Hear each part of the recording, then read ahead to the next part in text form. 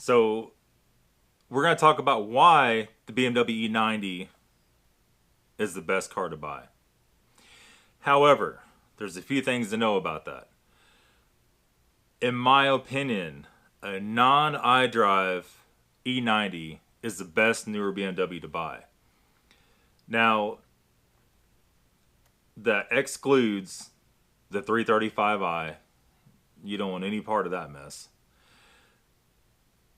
An N52, so the non-turbo 6-cylinder, for you European guys, 323, 320i, for us Americans, 325i, 328i, 330i, non-XDrive, non-iDrive, E90.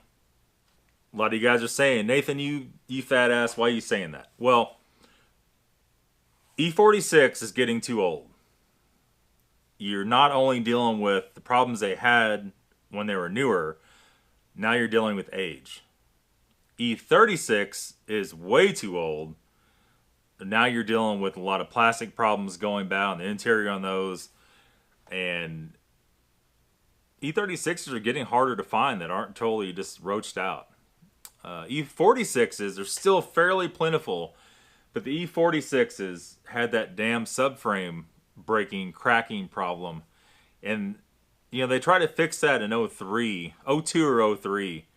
They revised it. And I think it was 02 actually. And they fixed it somewhat, but they still crack. And that makes that car unfixable. The M54 and the E46 is a lot cheaper to fix, but it doesn't like to stay fixed. And it's just kind of the way those engines are. You pretty much have to replace all the hoses on them, you know, including the coolant pipes under the intake. From the PCV failures, it's harder to deal with on those. The cracking valve covers, they're very expensive valve covers. You know, where N52 on an E90, you could buy a valve cover for cheap for those things. Now, you still have expenses for the E90. You still have the electric water pump, which is about $225 you buy yourself. And thermostat's about $50 for a good name brand one. And there's some associated hoses. So if you're going to do a water pump job on your E90, which you need to do around 100,000 miles, if you have over 100 on it and it's still going on an N52 metal-faced water pump, electric pump, you're on borrowed time. You know, a lot of guys get 140, 150K out of them. Most guys don't. Most guys get 80 or 90 or 100K out of them. So you're looking at a $300 job if you do it yourself.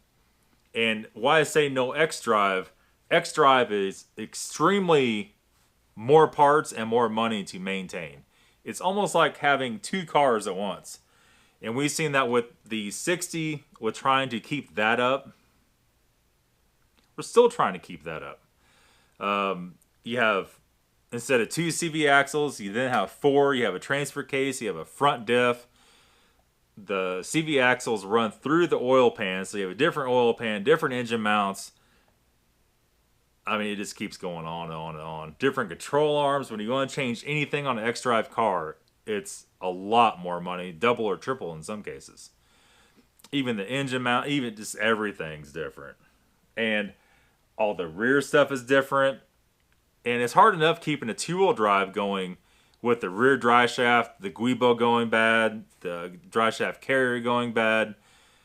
And not to mention on all-wheel drive, most of those you're dealing with a GM transmission instead of the ZF. Now it's debatable which ones of those are better and which ones are worse. If you keep the fluid change in them, neither one's a bad transmission. To be honest with you, you know I'm going through that right now with the E60 with the CV axles. You put the Cardone, I don't remember, something like that. Front CV axles in it. After driving it after the first day, it was getting a vibration. And now one of those joints are bad.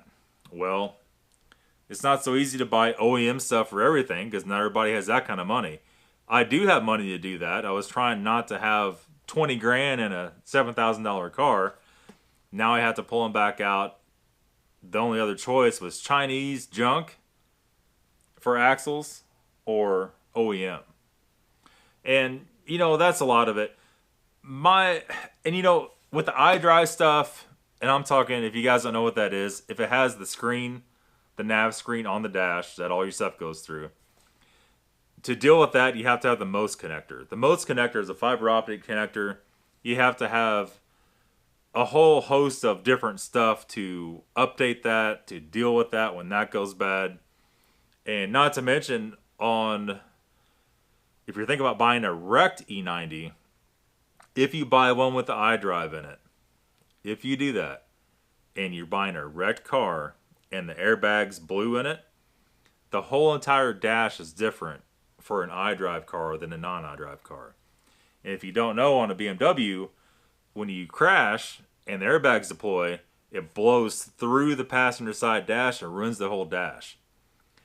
So since iDrive BMWs are not very common, since iDrive E90s are not very common, it blows to that dash, then you got a problem trying to find a dash that's good. And I did not buy a few Copart E90s because of that exact reason. And, that's the whole situation. They're not bad cars. It still hangs over your head every day if you have a bad module in that car. One day something will go wrong with the body control module.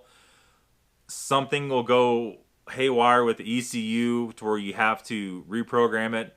Then you're back to one of two things. You have two options. You have three options. Take it to the dealer, which is going to be probably more costly than what your car is booked for. Or find somebody like me or Dean that has the ISTA-D software and WinKFP and actually knows how to use it, which I don't. Dean does. I don't. Not that well.